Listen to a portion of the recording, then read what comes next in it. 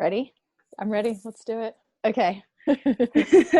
Welcome back to season 2 of the podcast, where we're having candid conversations, open, honest, vulnerable conversations from people, friends, and clients that I admire.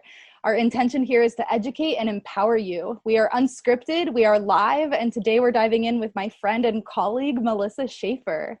Melissa is a well-rounded wellness coach with 18 years of experience in massage therapy and 5 years of experience as a functional nutritional therapy practitioner.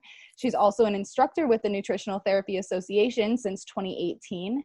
Melissa is passionate about helping women change their relationship to food by helping them discover what their body needs, eliminating confusion, and freeing them of restriction, rules, and judgment. She loves her family, chocolate, rivers, and waterfalls, and her Boston Terrier, who I also love. Also, mayonnaise. Yeah, I always have to add mayonnaise in there. Well, if you want to share anything extra about yourself, feel free. Then we can talk a little more about how we know each other. Thanks. Thanks for having me. I'm really excited to talk about this subject, and I'm excited to be talking about it with you. And I guess the things that I like to make sure that people know about me, or that I like to share about my journey, is that I have celiac disease, and that has been a big part of my personal journey to land where I am now. I'm also a mom. I have a 12-year-old son, and people are sometimes surprised when I share I have a husband and I have an ex-husband. I like to make sure that other divorced moms who are going through like sharing their children just know that, like, I see you and I know what you're going through. I sometimes feel like we don't talk enough about it. And so I always like to just go, hey, I have a husband and I also have this ex-husband. So That's awesome. Just sharing that. How we know each other. We got to talk about that first. Yeah, for sure. So I met you when I attended NTA, the Nutritional Therapy Association. That's where I went for my nutrition education. And you were group leading, which is a fancy term for a mentor position. Yeah, I was a volunteer in the classroom.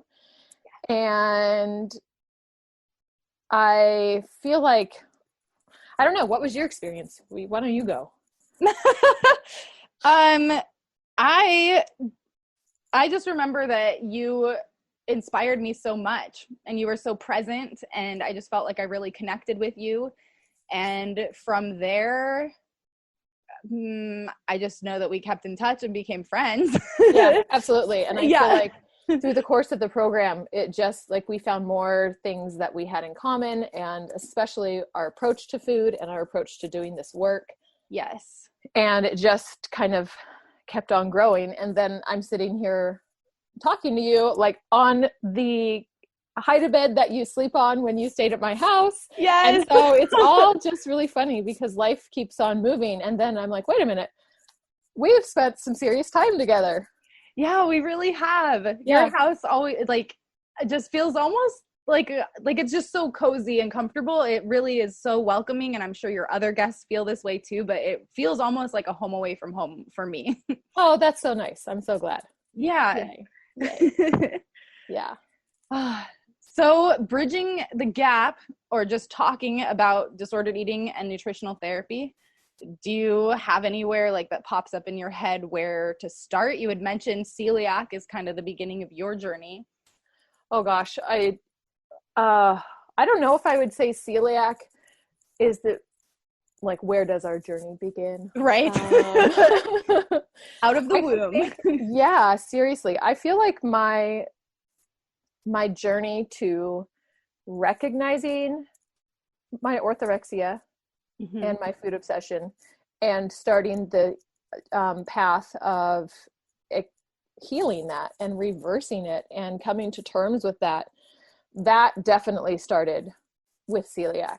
And it really has been it's been a journey that has been hard, in the sense that I recognize that I had sometimes done harm to people when I was in that headspace of orthorexia, of food perfection, and really shaming myself and shaming others about what they ate. And it was a real reckoning that I feel like I had to do when I realized, when I sat in a conference and I heard someone talk about orthorexia and speak it aloud, I was really just taken aback. And I sat there and I thought, oh my gosh, I had no idea. And I left there and I was going to lunch with my sister and I was like, there's this thing called orthorexia and this is what it is. And I think I have it. And she was going, oh yeah, for sure you do. And without judgment and without shame, which was really nice from her. So it is a lot to get tangled up in, and it's so prevalent in wellness. Would you mind taking a moment to just, for anybody that doesn't know, describe what exactly is orthorexia and how does it show up? Yeah, absolutely. So I actually pulled up a quote because you can go to orthorexia.com. Oh. And what they say is orthorexia is an emotionally disturbed, self-punishing relationship with food that involves a progressively shrinking universe of foods that are deemed accessible. A gradual constriction of many other dimensions of life occurs so that thinking about healthy food becomes the central theme of almost every moment of the day, the sword and shield against every kind of anxiety, and the primary source of self-esteem, value, and meaning. This may result in social isolation, psychological disturbance, and even possibly physical harm. So what we have learned is that, and I say specifically what you and I have learned because we've gone to a talk about disordered eating together, is that often orthorexia can lead to other things like bulimia and anorexia, and even compulsive eating. So I think that's important to remember because for anybody that any of that rings true for, it's really easy to just convince ourselves that we're just trying to eat healthy. We're just doing our best, and we are just trying to be well. And it is a very slippery slope. Do you have any examples specifically? Because I'm just prying here because when I first started hearing about orthorexia, I remember the first time I even heard about it, I looked it up on Google and I remember being like, what? Like, this isn't real. And just total denial stage. And then slowly recognizing little experiences that made me kind of like have to step back and be like, wait a second, like I don't need to be thinking this about carrots, or like I'm not trying to fit myself into like a keto protocol right now, or, little things like that. Yeah. Do you have any specific examples that you can think of in your life? Oh my gosh. I remember going on a backpacking trip and we did a point-to-point traverse in the Olympic Mountains, and it was 30 miles over 4 days. And at that point, I was eating a lot of probiotic rich foods, which, oh my gosh, we all need to be eating probiotics, right? Like, who doesn't hear about making your own homemade sauerkraut, which I've done. I've hosted like a fermenting party at my house before. Awesome. And I was thinking, oh my gosh, you have to refrigerate this food. Like, how am I going to get my probiotics in every day? How am I going to eat this food every day when I'm on a backpacking trip? And I went and talked to somebody because I was doing a sauerkraut CSA at that point. And I remember I was on a walk with my aunt and I was telling her everything. And I said, yeah, and I'm going to take my sauerkraut juice, the brine, on my backpacking trip with me so that I can still have my probiotics. I can still have that food. And she said, you really don't think you can go for 4 days? Like, you have to take a glass jar on a backpacking trip to like get your fermented foods in? And I was like, I don't think I can go for 4 days. And even her saying that, it was like a little blip, like, wait a minute. And it's those little things that we just convince ourselves of, because I think so much of it is perfection, seeking perfection. It was for me. It's also based on fear. Now I've learned that we're supposed to eat probiotic rich foods every single day, fermented foods. Like, that was my mindset then. And so what's going to happen to my gut if I don't eat those things for 4 days? Yeah. Once you get into that mindset, it's really hard to break that cycle, I feel like. Yeah, it can be so challenging, especially for me. The keto thing that I was saying is that I One specifically is I worked at a paleo restaurant in Portland, and I had purchased these grain-free tortillas that were made out of cassava flour, which is very dense in starch and high in carbs. And I just so specifically remember the feeling of like making a breakfast wrap, and I was ecstatic and I was so happy. And I was like, this is like a sandwich and I don't eat bread anymore. Gluten-free bread is not that great. We both know that. Right. So I was just over the moon with these wraps.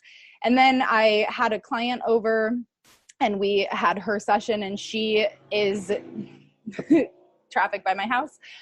She is doing a ketogenic protocol because it works specifically for her body.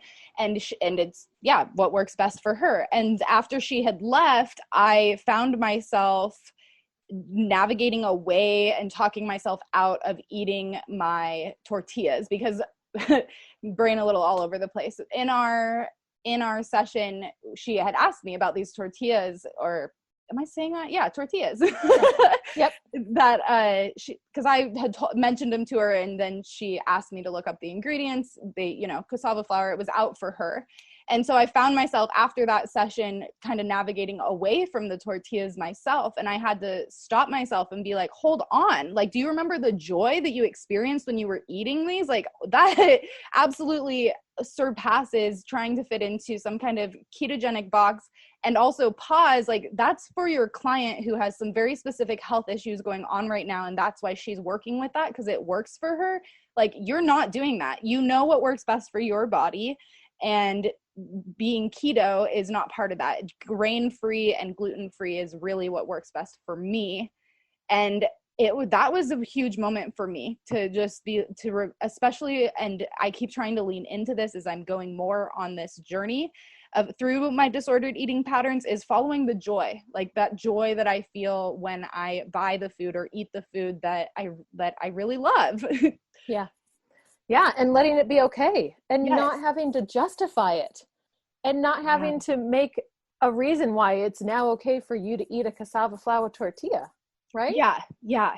It's so interesting how on one hand we can get so caught up in things that suddenly everything applies to us. I read a book about thyroid, and next thing you know, oh, my thyroid must be shot. Mm-hmm. Or if like adrenal fatigue or whatever it is. It's so interesting how we're always holding that against ourselves. And then it's like you talk to somebody and they're doing something and going, oh, I wonder if I need to do that too. It's crazy. I'm trying not to use that word. It's really just tricky to navigate that. And I also think that what you said about, I know what works best for my body, part of me feels like that's also a little bit elusive. Yes. Yes. What works for my body, that is also a thing that doesn't feel accessible all that often, So I really like what you said about, I'm just going to follow joy. What makes me feel good when I eat it? Because even the pressure of knowing what makes my body feel good feels like pressure to me. Yes. Of, oh no, I know that doesn't agree with me, or I know this is what makes me feel really good. And that feels like just too much pressure, again, to have something all figured out, right? Like, are we supposed to have everything all dialed in all the time? You're reminding me of the huge epiphany I had around this actually in July 2018, is that I was sitting in a meditation and I was reminding myself of this. Like, I know what is best for my body. I've done all of this research and I know. And I took some breaths and I found what came through is, hey, your body actually knows what is best for you. And it's trying to tell you and to have this relationship with you. And what if you just started to trust it more? Like, you've been cultivating all of these tools and, like, why don't we just trust? Like, you do know, and now it's time to trust and put that into play. Yes. That reminds me of something that I've been just pondering lately, because I was doing a 10-day course about unpacking your unconscious biases. Oh, And one of the journaling prompts was about trusting yourself. And I realized that I really was trying to use my intuition to be perfect. I'd still found another way. Perfectionism had snuck in on me again, where oh man. I've got to tap into my intuition so that I can do the right thing, so that I can do the perfect thing. And that takes away that trust that you just said. I mean, Oh, it still is not trusting ourselves yeah. somehow. And Ooh, it's sneaky, right? that's super sneaky. Yeah. Like, I love my intuition. I talk about it a lot. And yet I still found myself going, okay, I better check in with my intuition. I better get my intuition perfect so that I can make fewer mistakes. Like, we're still trying to avoid failure. We're still trying to avoid mistakes in all of this. Yes. I know what makes my body feel good. Like, because then we're going to punish ourselves if something gives us a gut ache. Right. Or if a meal makes us tired, then my blood sugar is out of whack. And now look what I did. Mm-hmm. I mean, this perfectionism and this rightness is totally taking over. And it's taking away our ability to just trust ourselves and live in the moment. Yes. And be Right? present. Yes. And tapping into that joy. It's almost keeping us from that space. Yeah. Yes, it's keeping us from our joy. And I think a lot of it centers on control. Mm.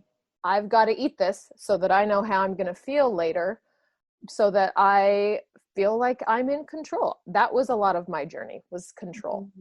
I can resonate with that. Absolutely. Especially that perfectionist tendencies, 100%. And Yeah, people pleasing comes right with that. absolutely. Yes, people pleasing. It's so much that to start to unpack. And we're putting all of this on food. That's so true. Look at Right? that. And here we are, like, and we're putting all of this expectation and all of this weight and all of this responsibility on a meal. Yeah. It's so absurd, right? I agree. Absolutely. I'm asking so much of my dinner tonight. Yes. Eat well, to help me poop well. You know? Like, Help you communicate well. absolutely. Yeah. To help me have energy tomorrow. I'm putting so much weight on this. And the thing is, I feel like when we put too much on our food, when we ask this much of food, then we completely discount the other things that impact us in our lives. Can you say more about that? Well, I feel like what I see people try to do is like out eat their stressful lifestyle. We're asking our food to do way too much. We are not addressing the stress in our lives. Yes. We are not addressing just these lifestyle factors. We are trying to eat so that we can sleep less sometimes, right? I mean, I feel like a lot of the people in that I see in wellness are really informing a lot of people about the benefits of sleep. But there's definitely this idea, and I think this thing that we want to do, I see it with my clients and with students that I teach, where we just want food to do it all for us instead of slowing down, instead of taking a nap. We're going to have foods, or we're going to cut out the carbs so that we don't get tired, and we're going to go keto so that we don't have an afternoon slump. And blood sugar dysregulation is a real thing, but also naps are great. Yes. You know what I mean? Absolutely. And it's mostly the stress. I would completely agree. Right? And the lifestyle things that people really are so willing to change their food and restrict their food instead of, saying no to people and putting up boundaries and asking for help. Yeah. I mean, what do you think? Do you see that with people? Yes, 100%. I'm thinking about when I was still actively coaching with nutritional therapy across the board, every single one of my clients needed to start with the mindset and the stress piece. I mean, I say mindset, but it really was the stress, like understanding, like, do you understand why this is your relationship with the food and why you're focusing on the food? Let's take a step back and have a more of acceptance and understanding for what you're going through. Like, I think, and now more than ever in quarantine, but really just understanding there are so many factors at play all at once. And more as I'm coming down this journey, I'm like, it could never just be the food. It's never just the food. And it's never just one thing, because we have this giant intricate web that everything is all connected in. And yeah, I couldn't agree more. Yeah. It's never, ever just the food. And yet that is the thing that for some people seems the easiest. Yeah. And it's also for some people about punishing themselves, just the way any kind of restriction can be about self-punishment. The food can be a self-punishment. Sometimes people are restricting joy and pleasure in other ways just because, we could go way down the rabbit hole about like societal expectations, because we haven't even gotten to body image. Right. Yes. That is so heavily involved in this too. Yeah, absolutely. Before we touch that space, I just want to how do you recommend finding this balance between finding yourself and identifying with your food, or even if you know that you have an autoimmune disorder like celiac, or not even necessarily finding a balance, but trying to find the correct way to ask this question. Do you kind of get what I'm getting at? Yeah, like how do you start recovering? Yeah, because it's just so, or how do you even, I guess first we have already stated that you start to notice little things. And so if you are starting to notice little things and you want to, you're like, I don't want this to be my entire life. Food isn't everything. You can recognize that and agree with that. So yeah, how do you start climbing your way out of that? Yeah, it's such a journey. I think that for me, one of the pivotal things was changing my social media. Ooh. And people say that all the time, you have to change your social media, but really listening to other people's stories and hearing from people who are really saying, learning about diet culture is a big one. If you feel like you're running down the rabbit hole of orthorexia, learn about diet culture and just start to Google like problems with diet culture. I think that there's some great people to follow, and there's amazing people who are really just butting up against diet culture and saying, this is your conditioning. And to hear people's stories of, Summer Inanen is someone who really was pivotal for me, and hearing her story about like eating boneless, skinless chicken breasts on the beach because she wanted to be able to, be thinner and stay thin. And then realizing like, what am I doing? I came to the beach for the day and I'm just sitting here eating boneless, skinless chicken breasts with nothing on them because I'm just trying to maintain my weight, and just it was a joy thing, Yeah, back to joy. Yeah. And just realizing, what am I doing? And you also have to it's part of just this inner work that we have to do and think about the why behind it all, Yeah. And for me, a lot of it was fear. I had a young child. He still is young. And so recognizing that I was trying to avoid illness, I was trying to use food to avoid illness, because so much of the health world is really food fear, and telling people, if you eat those Doritos, you're going to get sick. Right. And so then you get fearful of food, because that's a part of it too. You get fearful of illness. So that was a part of my journey, was food fear. And that can escalate to really not wanting to eat anything. I mean, you read one thing about paleo and then you think, oh my gosh, I can never touch a grain again, or a legume, or like processed sugar. And this isn't me rallying against any one thing. It's just, it's such a cultural thing. And it's also just this predatory marketing, because it's about body image and it's about that perfection and it's about fear. So I really had to like look at myself and go, what is really underneath this? And there was some body image stuff. There was some food fear and some fear of illness in there.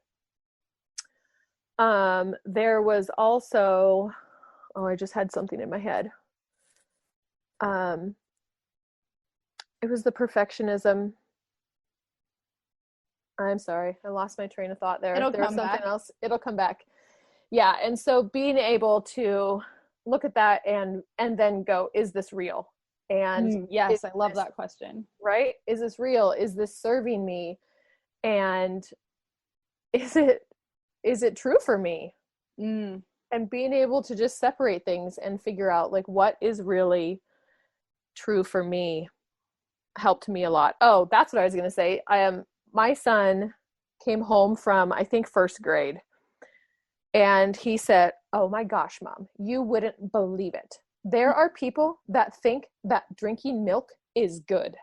I mean, can you believe it? People think that cow's milk is really actually good for them. And this is a first grader. Wow. And I sat there and I realized that I had been conditioning my son to shame people. Around food. I just got goosebumps throughout my whole body. Yeah. I sat there and listened to him, and it was a huge day of reckoning for me. Wow. Like, look what you've done. Look what you've done. Now your first grader is shaming his classmates for drinking milk at the lunch table. And for maybe saying that they like it. And I don't necessarily know that he shamed them, but the fact that he was sharing that with me was a pivotal moment for me of, oh, this is not the way that I want to behave. This is the way that I want my son to feel about food. And, my son has been a huge part of me coming into reality on so many levels and really standing up for things and standing up for myself and personal growth. And that was another moment where I just thought, I can't do this anymore. Like, something really has to change because this is not okay. Yeah. When the judgment that comes with that too, it's like, it's beyond fear. It's going to the person then. And how could you do that? Like, do you even we're not going to eat lunch together anymore if you're going to drink milk. Yeah, exactly. And that's a divide. That creates a divide. There's no connection there. Right. Yeah. And it's also about these absolutes that we decide. For some reason, something I'd read was against cow's milk. And then I put that on my family, my son and my husband, and who knows how many other people in my life. And then it became an absolute in my son's mind that nobody should be drinking milk. Yeah. But at the same time, he goes to his dad's house and drinks a glass of milk and has a cereal in the morning with cow's milk on it. So then I have to think about what I'm even doing to my child and the guilt and the shame that that's being put on him by these words. And so I like to share that because people really don't think about this when they share these messages with kids, because you don't know what kids are even offered at home. And so to say that any food is good or bad can then create this internal struggle when a child is at home and their parents give them a glass of milk, but they heard that that's bad, and then they're drinking it, and then they're a bad person. Yeah. That's not true of everyone, but that's how this is like the tiny roots of this stuff. Yeah. Right? Yeah. These are like the little roots that start, and then they can spread. And I just didn't want to participate in that at all anymore. Yeah. How fascinating to be able to just witness it so clearly too, like in your own child. You're like, oh no. No. Oh, I was so mortified. It took me a long time to get over that guilt. Yeah. So long to let that go and release myself of that guilt and that shame of even participating in that and going, oh my goodness. Well, and I feel like I'm this is where my own confusion comes up, because I very much also have learned that, food can be a tool to help you navigate disease. Nutrients and nutrition especially are the building blocks for the body. And we do know that it does support mental health and other various illnesses in the body. And I think this is where I really struggle, because knowing that, and then also being trained in like elimination protocols, and I don't remember if I specifically learned it at NTA or if it was somewhere else, but just so I think also through Kelly Brogan, I know talks a lot about like mental health and eliminating dairy and gluten specifically. And I just feel so, part of why I've had to take a step back from nutritional therapy coaching is because I just don't feel like it's my place to tell people like how do you navigate when to eliminate something and when not to, or how to, do you get what I'm saying? Yeah, absolutely. I feel like so much of that comes back to us being able to tap into those messages from our body. Mm-hmm. Because like you said, you had this divine download where your body was saying, your body does know, and your body wants you to trust it. So we're getting these signals from our bodies all the time, but we're looking to outside sources to know what we're supposed to do instead of listening to ourselves. And so I think that part of the way back is, and part of navigating all of that is recognizing, like starting to be able to listen to ourselves again.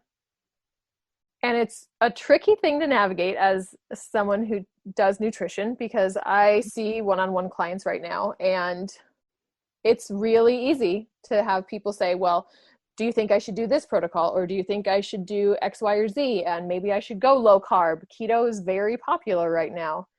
Yeah. But I really want people to tap into their stress first and manage their stress first and foremost. Because if you're stressed out, you're not going to hear what your body's telling you.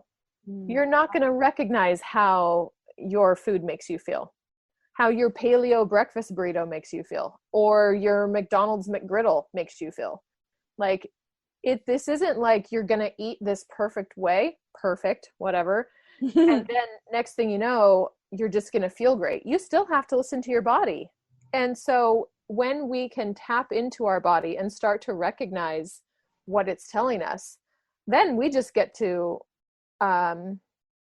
experiment if we want, but we are getting that direct feedback from ourselves instead of always wondering, like, what's the newest fad? What's my favorite celebrity not eating? What's my favorite wellness influencer eating today?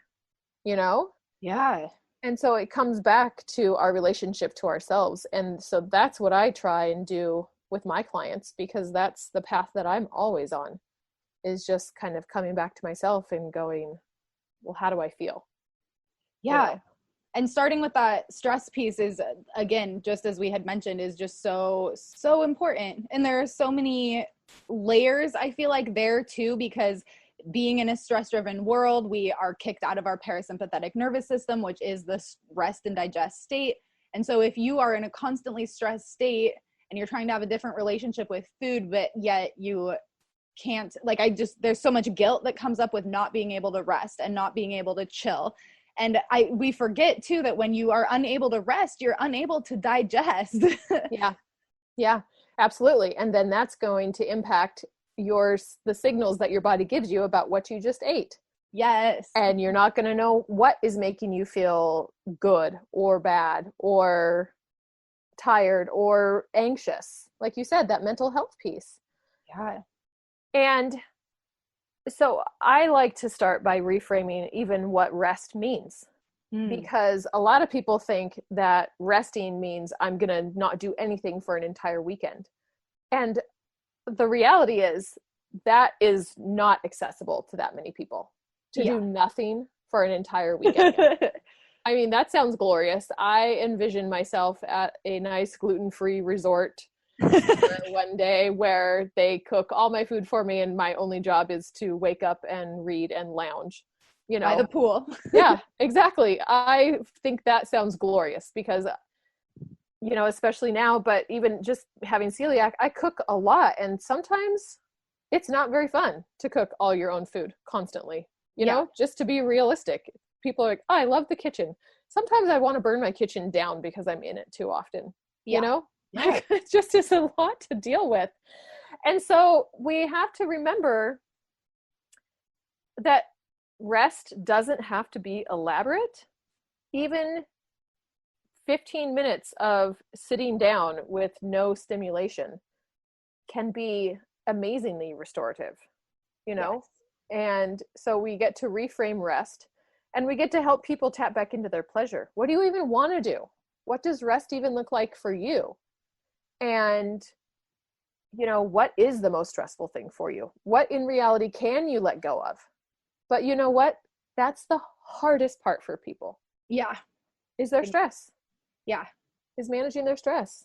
Big time. Well, go ahead. No, I was just going to say, and like managing their stress, figuring out what rest means to them. Because if we are in a go, go, go culture, then sometimes we don't even know what rest is, or what would I even do for pleasure. There are people who don't have time for pleasure, who don't have time for rest, literally. So even that can create a lot of judgment. You know, I was reading something about there's people who stay up late because they don't have control over what they do during the day because they work so much. So the only time they have that is for themselves, where they have a say, is sometimes late at night. Maybe their kids are in bed, their partner is in bed, and they take a hit on their sleep so that they can just have some space to themselves. And who is really going to fault somebody for that? Right. I actually was recognizing that I was doing that a little last night. And I was like, you know, if you really enjoy this time to yourself at night, you know, you can cultivate more of this. We don't have to stay up this late. Yeah. It's just that helping people figure it out for themselves, you know, and figure out what they want. That's tricky though. I think that's really important too. And this has been so big for me too, is like not just rest, but it's like play. What is fun for you? What do you like to do? Because, you know, you say rest and chill, and it's just like, you just don't have to be working all the time. That's it. Like you can go and do other fun things. Like you can read a book, you can play outside, you can go for a swim, you can hang out with some friends, like listen to music, do a little dance, or watch a movie, whatever it may be. What helps you like rejuvenate yourself and renew? You'll hear about people who never read any fiction, and right, like, oh my gosh, you know how much it hurts my brain. Sometimes I like cannot read another self-improvement or like wellness book. I just have to read something lighter to unplug. Like, it is okay to unplug. And you're right, rest does not mean laying in bed or laying on the couch. It is that play and that joy and that pleasure. And sometimes it's Netflix. People really hate on Netflix too sometimes, but I really sometimes just require a show. And then I'm like, oh my gosh, I feel so much better now because I don't have to be thinking and doing and being productive. Yeah. And on one hand, I'll say, like, for me, I am totally have a tendency that I'm just like all nonfiction all the time.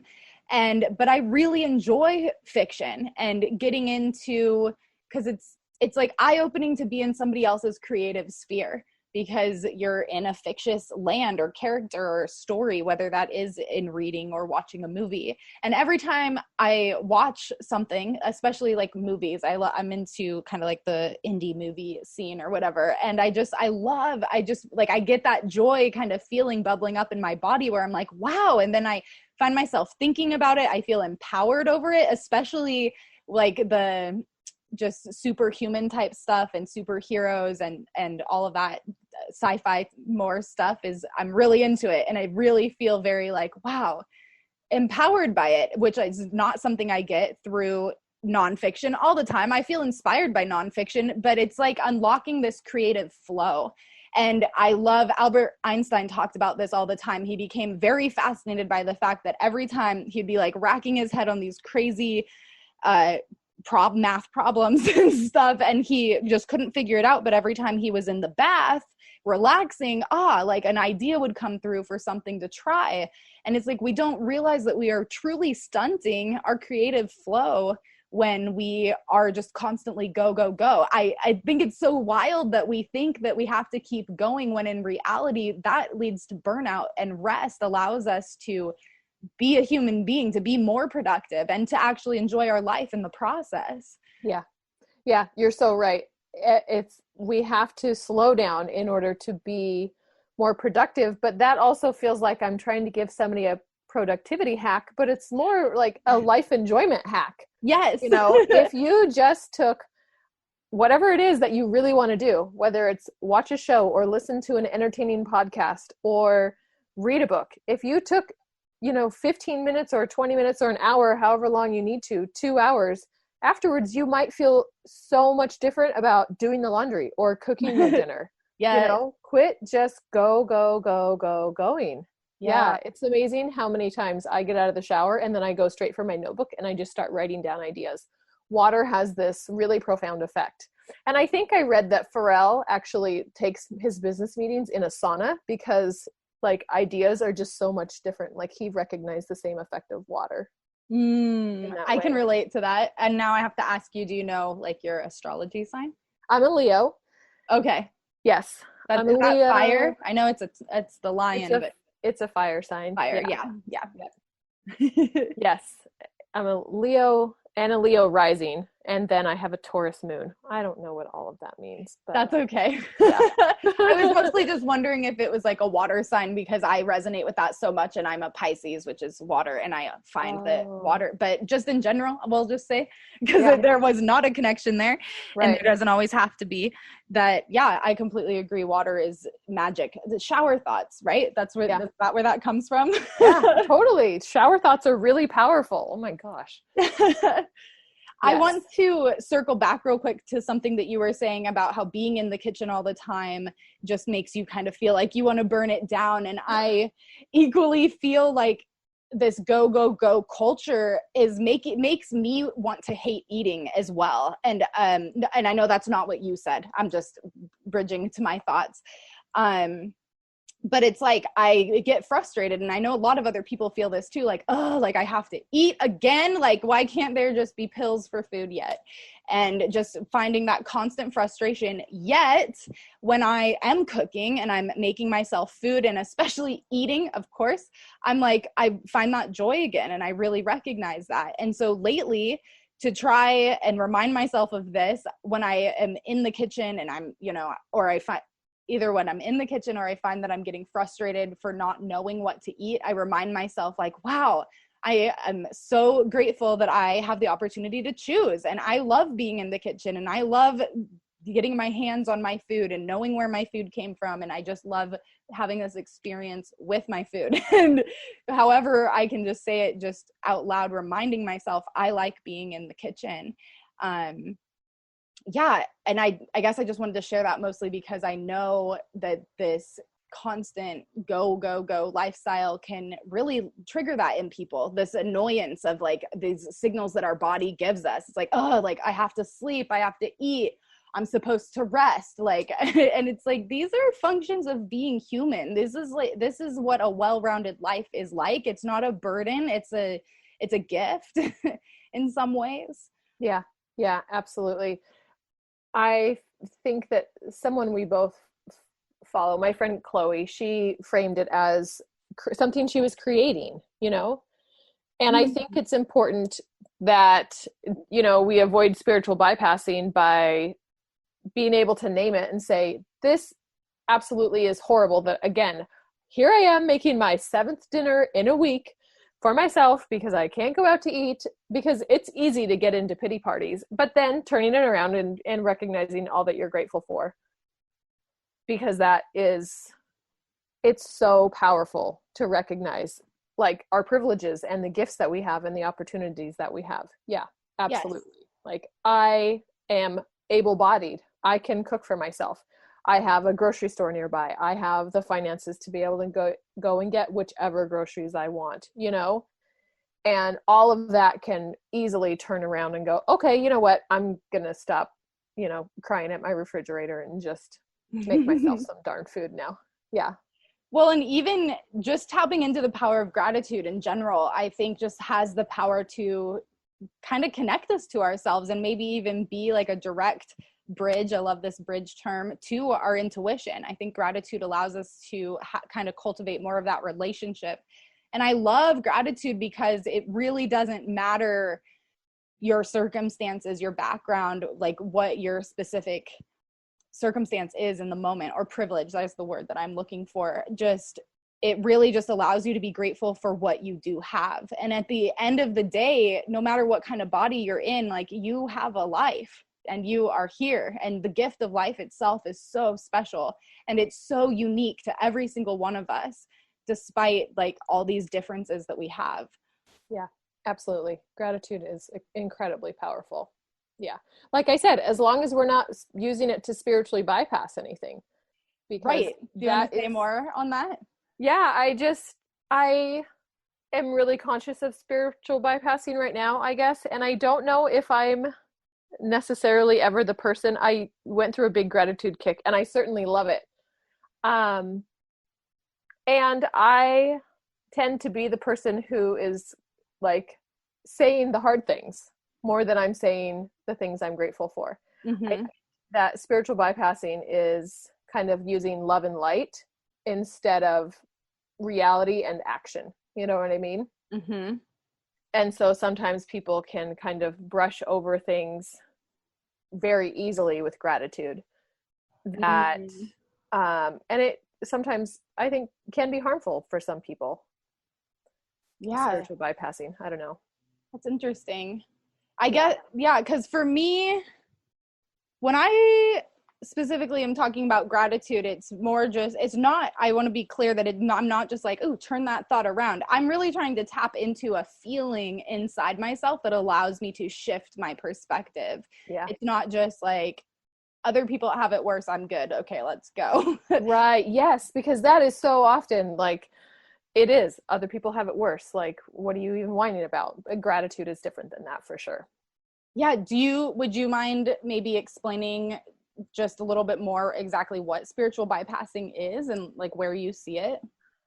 It's really prevalent, I think, in like yoga communities. People in my life, one prevalent person in my life does it quite a bit. It is like positive thoughts only, that kind of thing, like people who say good vibes only. And for me, that totally discredits what someone is going through. You know, to say, well, good vibes only, or just maybe you need to think positive, or like 3 things that you're grateful for. I think that can be beneficial, but for me, gratitude helps sometimes, but more than anything, it's acceptance that has been the greatest teacher for me, because all of the gratitude in the world doesn't help me when I'm having a bad day about having an autoimmune disease and having celiac disease specifically, and not being able to eat gluten and not being able to eat at a lot of people's houses or many restaurants. Gratitude doesn't do anything for me then. I lean more into acceptance of what is, and just really just accepting things the way they are. You know, I do have a lot of blessings. There's a lot to be grateful for, but my gratitude for my healthy body doesn't really help me much when all I want is that brownie that my friend makes, but I can't eat because it's contaminated with gluten. Right. You know? Yeah. So I think it's just like anything. It's so many things, you know, like it can't be just gratitude. It also has to be acceptance, and it has to be allowing those more difficult feelings of throwing a fit. Like I can't, if I need to throw a fit, the only thing that's going to help me is throwing the damn fit, and then, and getting those emotions through me. Yes. You know, that's what spiritual bypassing is going, this is my emotion that I have, but that doesn't feel comfortable. So now I'm going to paint over it with something else. And and I guess that's why I tend to try to be a person who shares the hard things with people, because I don't connect with people as much with what they're grateful for. I connect with people more on like the tough shit they're going through. That's totally agree with that. You know, like that's why I try and like speak the truth to my mom friends about how hard some stuff is. Yeah. You know, and that's the stuff that connects me more to people than anything else, because I just think that it's a way through perfectionism. It's a way through doing everything right. And it's a way through proving myself to people, is just getting a little more raw and vulnerable and going, you know what? Having a 7th grader, having a preteen is hard. Having celiac disease is tough. Yes. You know? Yes. Those things I think need to be spoken aloud more often.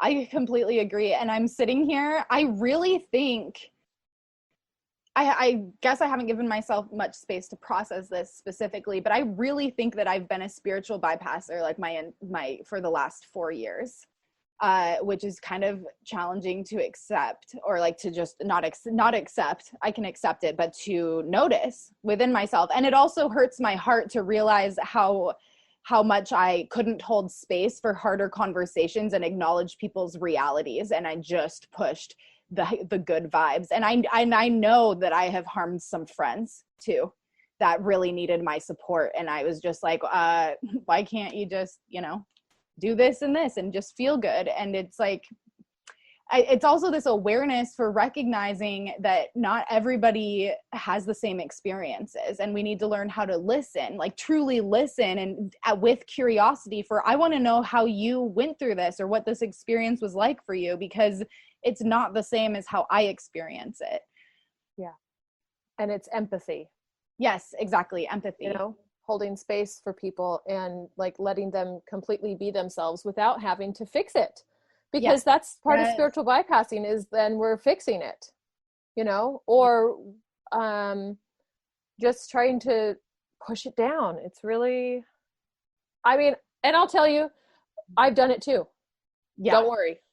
Thank you. I've done that too. Yeah. And so it's just, but once I started, it was learning about the Enneagram, because I'm a 4. I was going to say, yes. And I read something in a book, and it was like, 4s can't handle fake people. And then that led me down like really like the fakeness, and that, I don't know. And then the good vibes only, and then spiritual bypassing, and like this toxic positivity. And then I started going, okay, Melissa. And that was just conditioned into me, especially like women. This is a societal thing too. We're supposed to pep each other up. We're supposed to, take care of everybody. And sometimes we take care of people by trying to change their mood. Right. This is the patriarchy getting us, Courtney. Like, and I'm not trying to make light of it, but sometimes you like, Yeah. Well, no, I just want to reiterate, I completely agree with the Enneagram. That was a huge light for me too, because I'm a 7, and that's like the entertainer, and the beam of light just like loves that joy and that good energy, and just always looking forward and on to the next thing. Like, let's just look at what's shiny. And the dark shadow side of 7s is that we avoid our pain, and we don't want to look at our pain. And I think in my journey through understanding this type deeper in the last year has really allowed me to recognize the gift that is our emotion, and that our emotion is what makes us human. And it seems so many layers, but definitely very sad that we have been stripped of that. We've been stripped of our emotion, and especially with mental health running in my mental illness running in my family, feeling emotion has always been terrifying for me, because I don't want to end up being that person. And it's like, your emotions are actually a gift. They tell you so much about yourself. And it's another gateway into your intuition. Like, that's your body talking to you. Yeah, it is. And that is a way that we get to strip ourselves away from those those familial things, right? Yeah. Because spiritual bypassing, toxic positivity, that was definitely a learned behavior for me. But also this perfectionism was also learned. And so autonomy has been a big thing for me. And I think that goes along with my orthorexia recovery, is just being myself and not needing to attach myself and not needing to kind of have a place of belonging. I definitely feel like there are people that I belong with and there are places where I belong, but I don't need to eat a certain way in order to belong. Yeah. I don't need to prove myself or be perfect in order to belong. And so it was that autonomy of just, and that's a 4 thing though, like 4s tend to think that, you know, they don't belong anywhere. So kind of using that to my advantage. Okay, then if I don't think I belong anywhere, then I'm just going to be Melissa and I'm going to eat the most Melissa thing and I'm going to wear the most Melissa thing and have the most Melissa journey I can. But it's definitely, it's hard. Yeah. Know? It's a challenge. And I just have to say, I talk about the Enneagram so much. I think everyone needs to know that you were the one that turned me on to it. Oh, really? I didn't know I was. Yay. Oh, really? Yeah, originally. I took the test at your house one weekend. Oh, that's so funny. I did not remember that. Oh my gosh. Yeah, I don't even remember who turned me onto it. And then it's like down the rabbit hole. It's an amazing tool for sure. Yes. And just as you said, it's a tool. I love what you're talking about, this autonomy. And I just think it comes back to, we really have to be on this journey of knowing ourselves and what works for us and what we like, and continuously coming back to asking, like, do I like that? Is that true for me?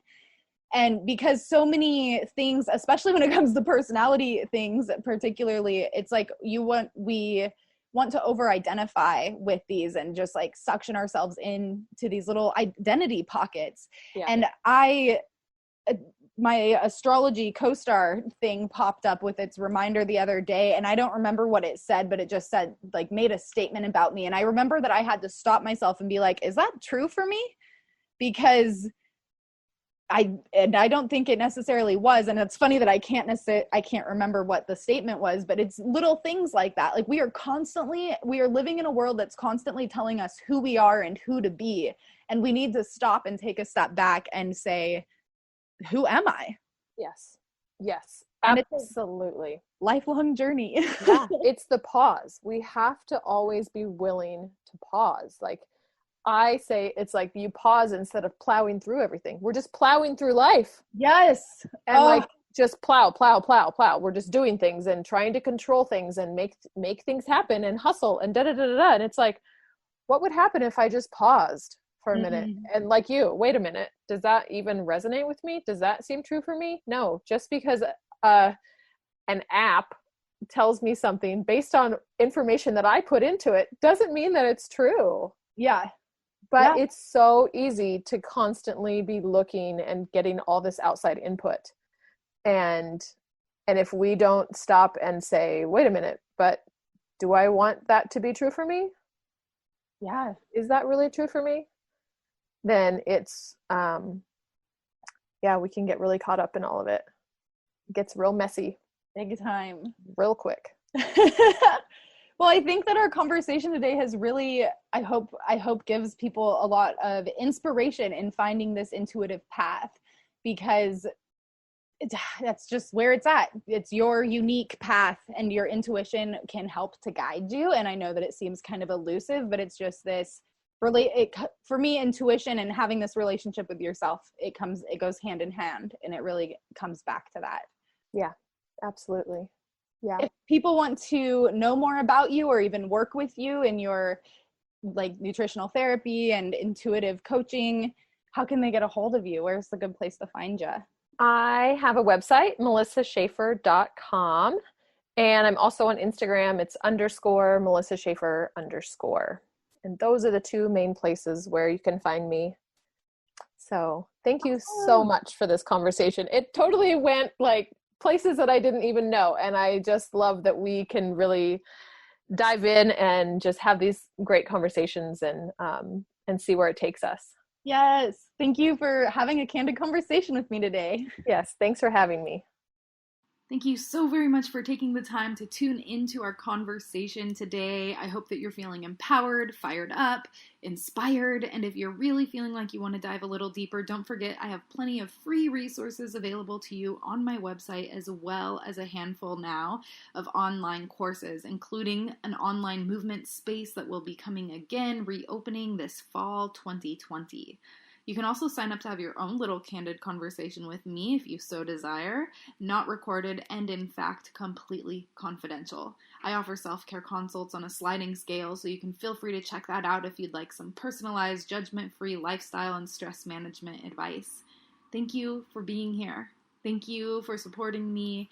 And most of all, really, thank you so much for taking care of yourself. Yeah, let that sink in for a minute. Thank you for taking care of yourself. The world needs more people doing just that. Cheers to a conscious way of living, y'all, for ourselves, for our communities, and our planet. Until next time.